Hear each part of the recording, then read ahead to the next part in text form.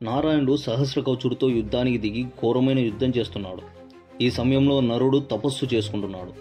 అలా 1000 సంవత్సరాలు దంబోద్భవుడితో యుద్ధం చేసిన నారాయణుడు ఒక్క కవచం విరగ్గానే మరణించాడు. అప్పుడు 1000 సంవత్సరాలు తపస్సు చేసిన నరుడు వచ్చి అతని తపోబలంతో నారాయణుడు బ్రతికించగా నారాయణుడు తపస్సుకు వెళ్తాడు. నరుడు దంబోద్భవుడితో యుద్ధానికి వెళ్తాడు. నరుడు 1000 సంవత్సరాలు యుద్ధం చేసి సహస్ర కవచాన్ని ఒక్క కవచం విరగ్గానే మరణిస్తాడు.